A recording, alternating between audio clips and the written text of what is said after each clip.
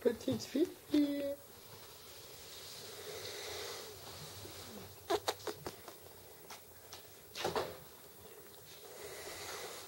Ok, donc salut tout le monde. Alors aujourd'hui, comme vous pouvez constater, c'est bare face, bare hair, là, vraiment short de touche, ok? Ne me jugez point. Aujourd'hui, je vais vous faire une first impression, une première impression sur le Rimmel Stay Matte Liquid Mousse Foundation. Parce que tout le monde en parle en ce moment sur YouTube, c'est la folie, ça là.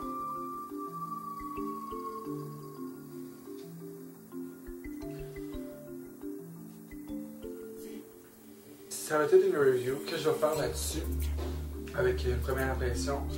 J'ai mis seulement un hydratant dans mon visage, pas de primer, rien, parce que moi j'ai vraiment une peau grasse, fait que je veux voir si ça va vraiment garder ma face mate toute la journée. Fait que je vais pas poudrer, c'est que je fais chaque fois, ça va me troubler un peu.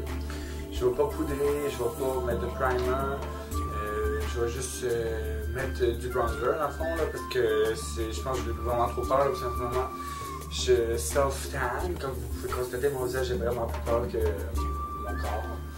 J'utilise le Saint-Tropez, si vous voulez une review, dites-moi là, whatever, super bon produit. En tout cas, vous voyez quand même la différence, normalement ma peau, mon corps avec ces couleurs-là. En tout cas, c'est ça. Là, je vais faire une first impression là-dessus. Je vais vous lire qu'est-ce que c'est écrit dessus. C'est écrit texture légère, anti-brillance. J'ai la couleur classique beige. Ça va sûrement, c'est sûr, ça va être trop pâle, mais avec le bronzer, je vais tout arranger ça. C'est écrit en arrière. Mousse liquide ultra légère se fond parfaitement à la peau pour un effet naturel et matifiant toute la journée. Matifiant toute la journée. Mais c'est ça qu'on va tester. Texture soyeuse pour un fini mat et une peau douce comme celle d'un bébé. Formule légère, non grasse, j'espère, parce que c'est pour pas avoir la peau grasse. Donc, je vais utiliser mon éponge humide. Comme ça. Je vais utiliser ça ici pour l'appliquer, parce que je pense vraiment par rapport au fait que c'est une mousse, puis c'est comme je pense que c'est une bonne couvrance. C'est avec une éponge, ça s'applique vraiment mieux, là, vraiment, pour avoir une couvrance 100%. Donc là, normalement, je vais mettre sûrement mon cachet après, mais je vais checker par rapport à la formule. Oh my god, ouais. Je vois vraiment que c'est vraiment mousse, c'est vraiment épais, ça va vraiment couvrir beaucoup. J'ai remis mon cachet en avant parce que sinon, je pense que ça va faire kinky en appliquant avec mon doigt. Là. Mais bon, c'est comme ça, first impression, on va voir comment est-ce que ça fonctionne. Fait que je vais commencer à l'appliquer. Vraiment, là, on voit vraiment, là, je veux dire, ça ne coule pas du tout, là, genre, c'est vraiment une mousse, là, littéralement. Je pense que j'en ai même beaucoup trop sur ma main, là, vous voyez, le petit spot que j'ai mis, là. Je pense que ça va être vraiment trop, mais on va voir. Ah, ça s'applique quand même bien à date, c'est vraiment pas ma couleur. Définitivement, je me demande si ça va oxyder un peu pour être plus foncé. Je vais approcher mon miroir un petit peu. Non, c'est vraiment infiniment. Ça, et je ne peux pas dire le contraire, ça c'est sûr. Comme je le vois, je pense que c'est le genre de fond de teint qui peut devenir vraiment cakey facilement. Fait que je pense qu'il faut faire attention pour l'application, prendre vraiment le bon instrument. Avec un pinceau, je sais pas honnêtement, peut-être un kabuki, genre le Sigma, peut-être que ça pourrait être bon là, mais je sais pas si ce serait assez uniforme avec un pinceau là, alors qu'un. Je trouve qu'avec une éponge de même là, c'est sûr que je peux pas me tromper là. C'est sûr que c'est peut-être une éponge de même, c'est pas aussi bon pour des fonds de teint plus liquides là, vraiment là. Mais c'était comme ça mousse ou full courant là, comme ceux de MAC là où tout ça là, je pense que c'est la formule parfaite pour un fond de teint super bien appliqué. Ouais, définitivement beaucoup trop pâle pour moi là. J'ai comme l'air d'un fantôme un petit peu là. Juste un petit peu. C'est vraiment comme, je pense que j'ai matché la couleur avant que je commence mon self-tan, parce que je l'ai acheté avant de commencer mon self-tanner, mon Saint-Tropez. Puis mon 5 trapèze, là, je vous dis, oh my god, je viens d'en mettre sur mon site. Là, voilà. Et c'est ça. Fait que là, mon self-tanner, ça fait juste 3 jours. J'ai commencé là, 3. Ouais, 3 jours. Parce que dans le fond, moi, je suis du genre à en mettre à toute l'histoire. Ça va faire ma routine pour être vraiment foncé. Fait que ça, c'est 2 jours d'affilée plus hier. J'ai comme manqué 2 jours entre temps. Fait que, tu sais, juste pour vous montrer à quel point ça marche vraiment. Là. Puis ça donne vraiment un beau teint. Il y a un petit peu de vert là, dans le self-tanner, dans l'autobronzant, c'est une trapèze. Que ça donne une couleur plus naturelle que trop orangée. Là, vraiment, là. Sinon, vous me verrez encore plus. Là, peut-être que vous me voyez un peu orangé, mais je serai encore plus orangé. Là. Ok, fait que ça. Revenons au fond de teint. Là, on fait pas une review sur le Saint-Tropez. Hein? Ok, donc ça comme ça.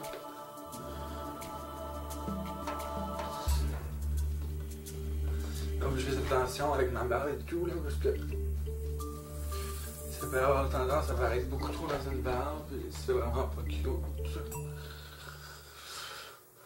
Lève tourant, comme ça, comme ça. Bon, moi c'est sûr que ça pogne un petit peu parce que j'ai du vent un petit peu ici, là, peut-être, je sais pas si vous le voyez. C'est juste ça prend un peu dedans. Ça va paraître, je peux pas vous dire que ça fait un look vraiment naturel parce que c'est assez épais puis c'est vraiment molle. Tu sais, comme je vois un peu là, dans mon front, là.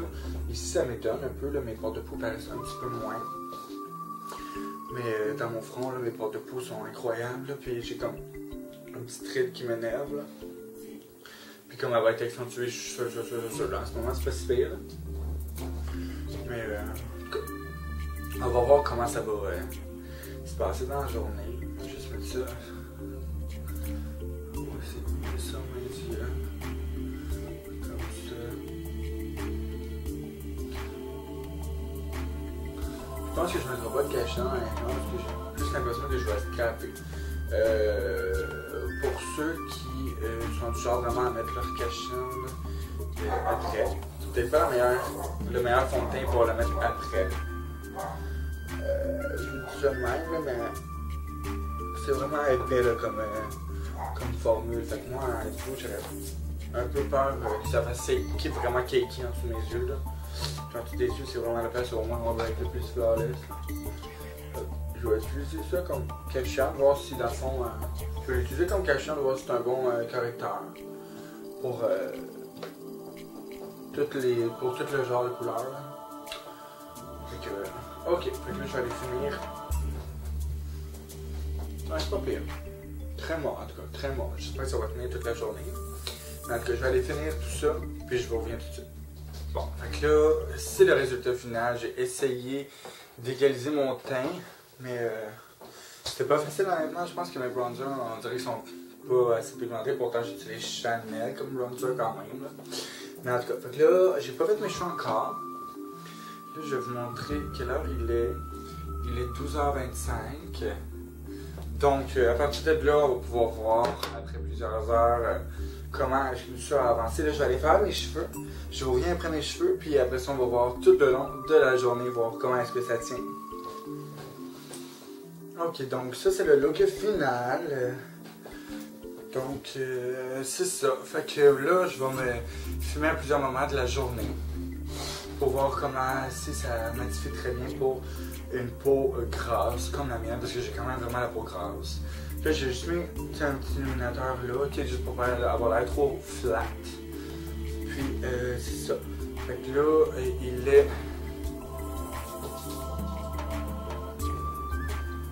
midi 44. Fait qu'à partir de là, je vais passer la journée à vérifier. Je vais aussi prendre une photo avec le flash de la caméra là. Puis je vais aussi filmer avec l'éclairage de l'extérieur, même s'il fait pas vraiment beau. Là. En tout cas, fait que c'est ça.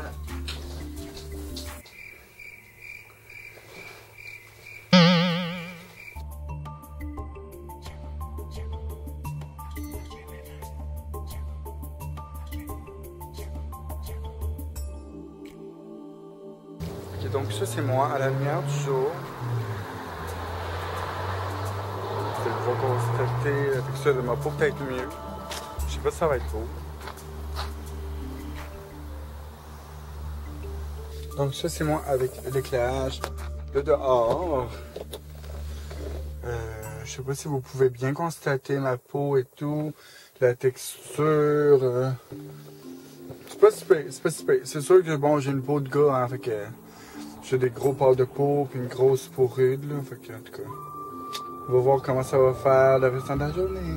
Ok, salut tout le monde. Donc, en ce moment, il est 1h34, ça fait exactement 1 heure que j'ai mis mon fond de teint et tout, que je me suis préparé.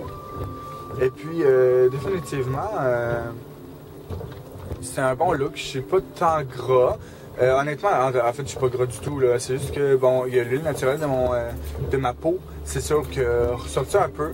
Puis honnêtement, je trouve que ça fait un fini beaucoup plus naturel après 1 heure. C'est sûr qu'au début, c'est vraiment, vraiment mat. Mais là, vu qu'il y a un minimum d'huile naturelle de ma peau qui est ressorti, ben, ça fait comme, ça fond un peu plus le fond de teint avec ma peau, là.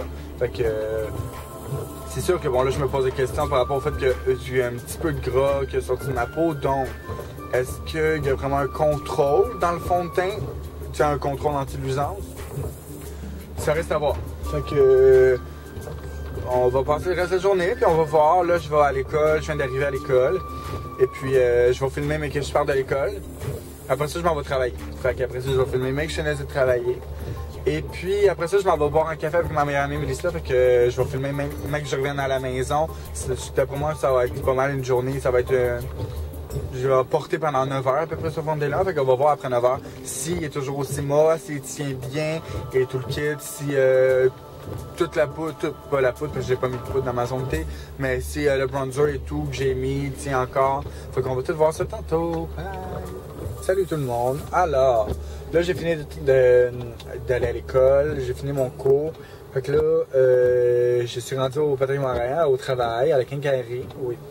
Et puis là, il est 4h30. Donc ça fait 4 heures justement que j'ai le fond de teint. Là, j'ai déjà remarqué énormément que mon nez est très luisant. Fait que déjà là, en plus, c'est la partie que je veux qu'il reste le plus molle, normalement, mon nez. Fait que déjà là, en partant un petit moins, pas mal. Le reste de mon visage, je l'ai un peu aussi, les joues moins. Normalement, moi, si un fond de teint me va pas très très bien pour matifier, mes joues vont vraiment être luisantes. Mais là, ils sont pas tant luisantes. Ma zone T, par contre, là, comment je le sens, je le vois dans mon front, mon menton, non, mais vraiment mon nez, là, il est vraiment luisant. Fait que là, il reste encore d'autres updates à faire. Fait que là, moi, après le travail, je m'en vais boire un café avec Mélissa. Fait que là, je vais vous filmer ça dans 4 heures après que je finisse mon travail. Fait que là, ça fait déjà 4 heures. Après mon travail, ça va faire 8 heures que je vais l'avoir. Même 8h30. Puis après le café, ça va faire sûrement un bon 10 heures. Fait que je vais vous refilmer ça quand je finisse le travail.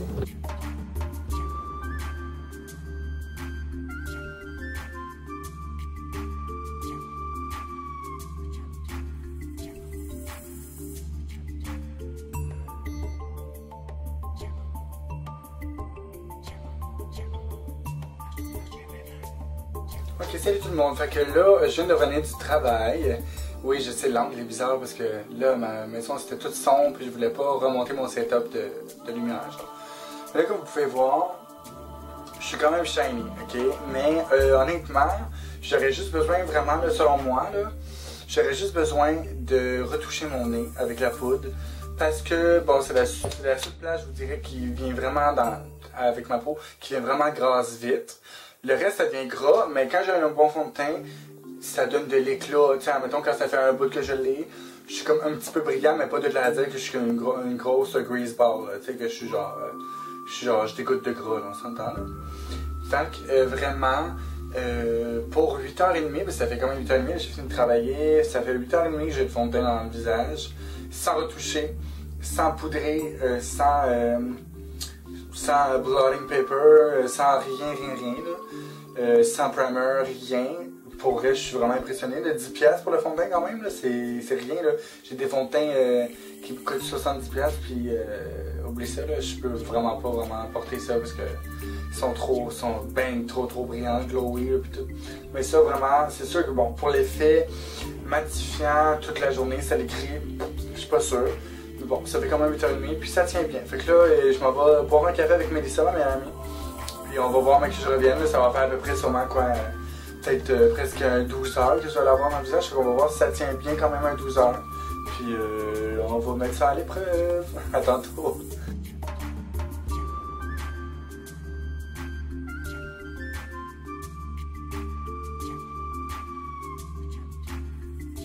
Salut tout le monde, alors je pourrais vous dire que ça fait exactement 11h30 que je porte le Rimmel Stay Matte Foundation Mousse.